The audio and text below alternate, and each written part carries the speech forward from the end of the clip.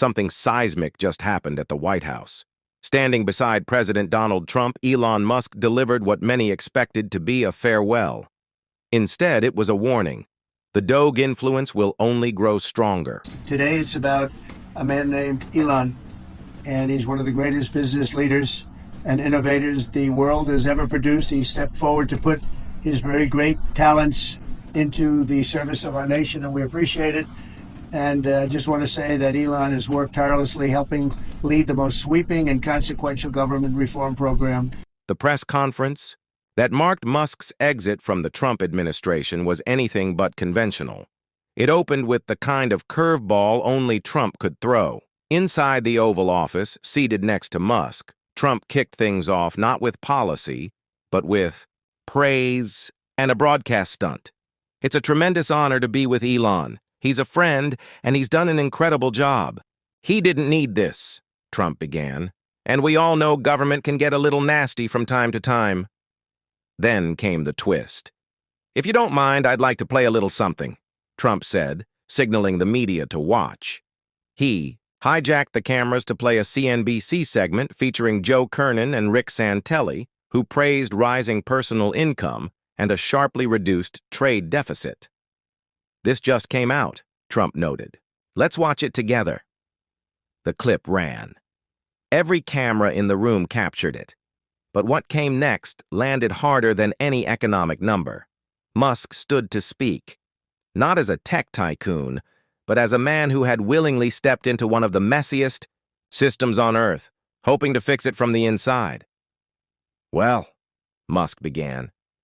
Allow me to say a few words. He wasn't just leaving. He was launching something bigger. This is not the end of DOGE, he declared. It's the beginning. His role as a special government employee had reached its term limit, but the mission, he insisted, had only just begun. The DOGE team will only grow stronger. The DOGE influence will only grow stronger. He likened the movement to a burst of Buddhism, something deeper than politics or bureaucracy, a philosophy, a way of being.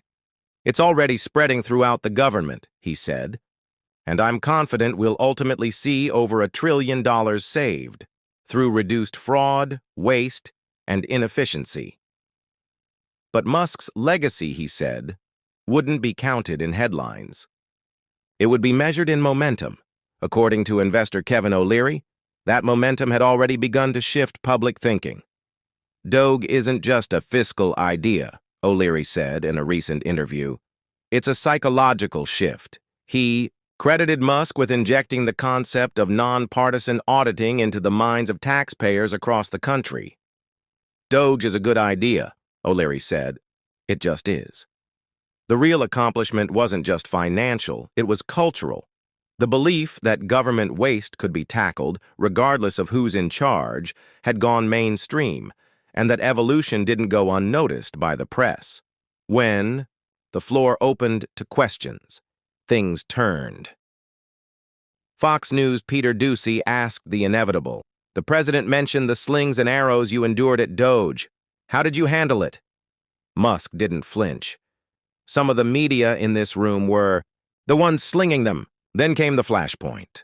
Doocy brought up a new report from the New York Times which questioned Musk's government role and accused him of blurring lines between public service and private gain. Musk fired back instantly. Oh, wait. The New York Times? Is that the same paper that won a Pulitzer for false reporting on Russiagate? I think it is. He reminded the room that a federal judge had recently ruled against the Times over its misleading coverage of the Russia collusion hoax. They might have to return that Pulitzer, he quipped, then dismissed the story outright. That New York Times? Let's move on. Next question. And yes. Trump, the president mentioned that you had to deal with all the slings and arrows during your time at DOGE. There's this. Well, some of the people, some of the media organizations in this room were the slingers. Well, so there is a New York Times report today that accuses you of blurring the line between. Is the New York Times, is that the same publication that got a Pulitzer Prize for false reporting on the Russiagate? Is it the same organization? I got to check my Pulitzer. I think it is. It is. So I think the judge just ruled against the New York Times for their lies about the Russiagate hoax, and that they might have to give back that Pulitzer Prize. That New York Times? Let's move on. Okay, then Next question. Musk delivered that takedown while wearing a Doge cap and a black blazer over a t-shirt that read, "The Dogefather. Legendary doesn't begin to cover it." One reporter lightened the mood by pointing out a visible bruise under Musk's eye. "Mr. Musk, can I ask, what happened to your eye?"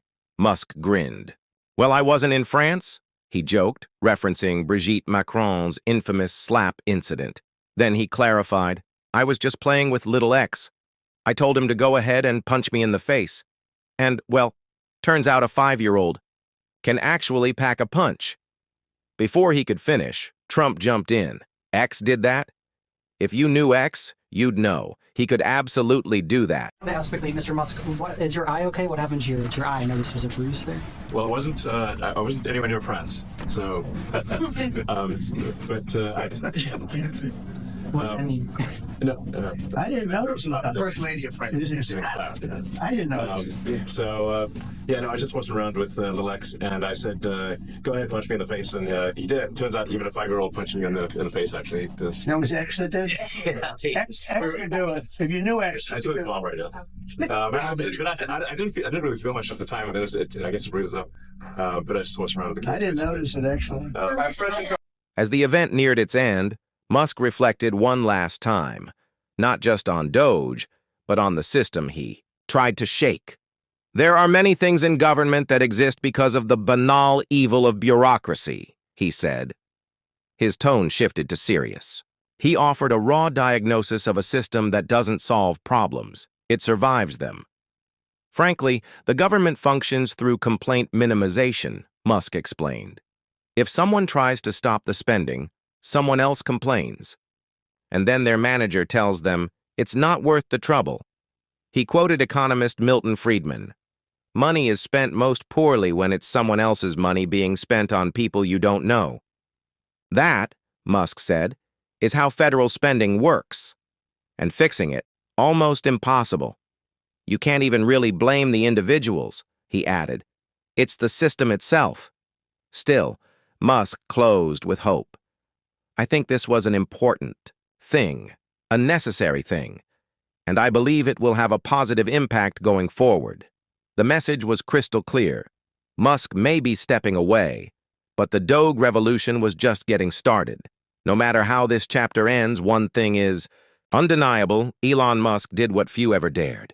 He went inside the belly of the beast, not for profit, not for power, but to expose the rot, to challenge it, to stand in the gap. Through media smears, political attacks, and even literal firebombings of Tesla facilities, he stayed the course.